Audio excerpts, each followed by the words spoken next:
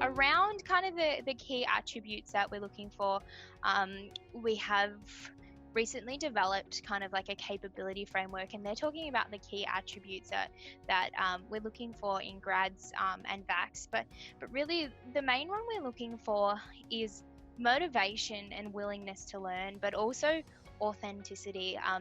When anyone goes through the application process or applies for a graduate position or a VAC position, we really want to start to understand why it is that you want to work at Pitcher Partners and why it is that you want to work within that particular team. So that's where it's really important to do your research and know where you're applying for. Because when we pick up the phone and we start to have a conversation, I'll know within the first 2 seconds that you have no idea about what Pitcher Partners does and who Pitcher Partners are. So really what makes you stand out and something that we are looking for is the fact that you really want to work here and you really want to do that type of work and make a difference to our clients, because we care so much about our clients. We really want to make our clients succeed. So we want to hire people that are go-getters, that are so excited to make a difference to our clients' lives and really bring that fresh perspective and challenge the status quo. So we are really looking for people that are genuine and authentic, that are motivated to make a difference and motivated to get up in the morning and come to work. In addition to that, around your adaptability as well, particularly in the current situation that we're all living in at the moment. We do need to be adaptable and being able to come into work and cop what's being thrown at you, and particularly with clients as well. You do really need to be able to showcase that adaptability as well. So they're some of the key themes that we are looking at for our VACs and grads, but our number one is around motivation and authenticity. So really just don't be afraid to be yourself and bring your love of accounting and bring your love of professional services in your application and in your conversations with the business and throughout the entire recruitment process. I don't really have a structure when I phone interview. I am a little bit random, and it really depends on your background, your CV, and so forth. If you have full acknowledgement, if you have done some form of international experience, whether it's been exchange or short-term program overseas, I will talk about it because I love to travel. I love going to other countries. So I will 100% ask you 5 million questions around your time over there. But really, it's an opportunity for me to learn a little bit more about you, start to learn why you chose to study what you studied, why you are interested in Pitcher Partners, why you're interested in pursuing an opportunity within that particular practice group, but also really just to learn a little bit more about your background, your previous work experience, answer your questions as well, because I'm sure you'll have 10 million questions about pitchers and the recruitment process and what it's like to work there.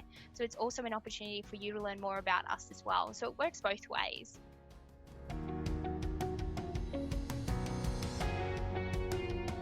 I always provide feedback on your application. Once you have put in an initial application, and if you don't progress to the online assessment, you will get some feedback emailed to you around your applications and the reason why you haven't been progressed. Likewise, on the online assessment, when we do get to that phone interview stage and phone interview stage onwards, you will get verbal feedback from myself. So I'll give you feedback on the phone interview if you don't progress further. Likewise, if you come in for an assessment centre or one of our immersive activities, I will also give you feedback on the phone, and then same with that final interview. So we are really focusing on giving you as much feedback as possible so you can continue to work on your applications and your performance throughout any form of recruitment process. So yes, we give a lot of feedback.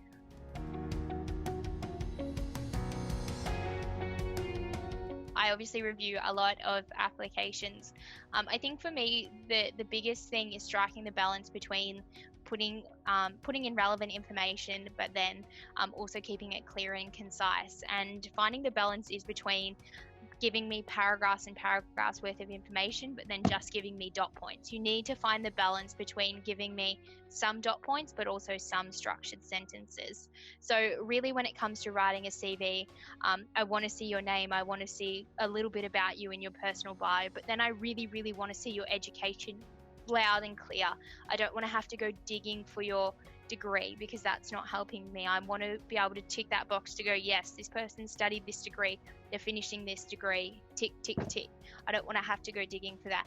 Then I want to start to learn a little bit more about who you are as a person, and that's from your work experience, and that's from any extracurricular activities, whether that be a volunteer experience or working with societies or whatever you do. So give me a little bit of a backstory around what that position is. So 1 or 2 sentences talking about your key responsibilities in that organization, but then dot point your other key achievements or your key tasks within that. So it's finding the balance between giving me some information that I can clearly see and then dot pointing the rest, rather than giving it to me just dot points, being very vague or in lots and lots of detailed paragraphs. So that's how I think you can really make your application stand out, by finding the balance between both your education at the top, then work through your experience, and then at the bottom putting through any additional information, references, all of that stuff. So my tips, they're probably my main ones. So your information at the top. Also, never put your address. You don't need your address.